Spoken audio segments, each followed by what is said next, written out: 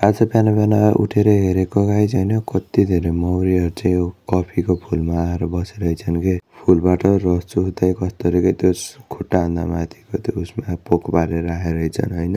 अनि फेरि आज लास्ट गर्मी थियो त्यही भएर मैले चाहिँ पुरा म्याङ्गो सेक बनाएको खतरा भयो त्यो कि होइन।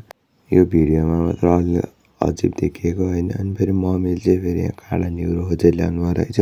निहुरो नि कति धेरै लिएर आएको के पहिला त मनी खोज्न जान्थेँ अनि निहुरोसित हल्का मासु मिसाएर खाने अनि म मासु लिन आएको।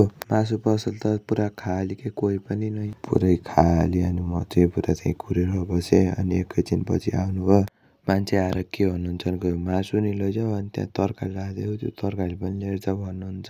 तरकारी पनि कति धेरै अनि फेरि मासु चाहिँ मैले खोल्टिया राखिदिएँ कि। अनि घर आएर मैले चाहिँ फेरि पियाज खुर्सानी काटेँ पुरा मस्त काटेपछि आँसु आइरहेको थियो त्यो आँसु बुझेर अनि फेरि मैले चाहिँ आगो फुकेर कराही बसालेको।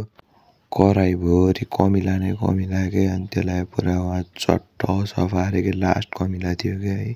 अनि कमिला समिला पुछेर चाहिँ मैले पुरा तेल हालिदिएको त्यो लास्ट काँडा के लास्ट तोरीको पो रहेछ होइन। अब जेसुकैको सधैँ हालिदिएँ अनि पुरा एकैछिनपछि त आगो नि क्या मजाले धन बल्छ के अरे होइन। तेल यसो के भयो भनेर हेरौँ भने नि हातले यसो आँसा पोल्ला अनि के होइन। अनि पुरा यहाँ तेल तातेर मैले चाहिँ यहाँ खुर्सानीहरू हालिदिएँ अघि काटेको पियाजहरू होइन।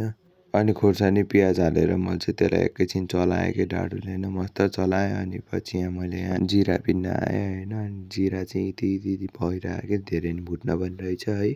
भुटेपछि चाहिँ हल्का जिरा राम्ररी यसो पिनिँदो रहेछ कि त्यही भएर मैले चाहिँ भुटेर पिनेँ होइन। अनि जिरासित मैले लसुनहरू पनि हालेँ अनि यता पिन्दा त यता त पुरा पियाजै डढेछ कि होइन। आगो राफ अलि धेरै लागेछ कि त्यही भएर अनि म चाहिँ चलाएर फेरि मैले मासु हाल्न लागेको। आगोको राफले पोलेर हाल्नै मिलिरहेको थिएन अनि हालेपछि मैले चाहिँ यहाँ निहुरो सिहुरो हालेर पकाएँ।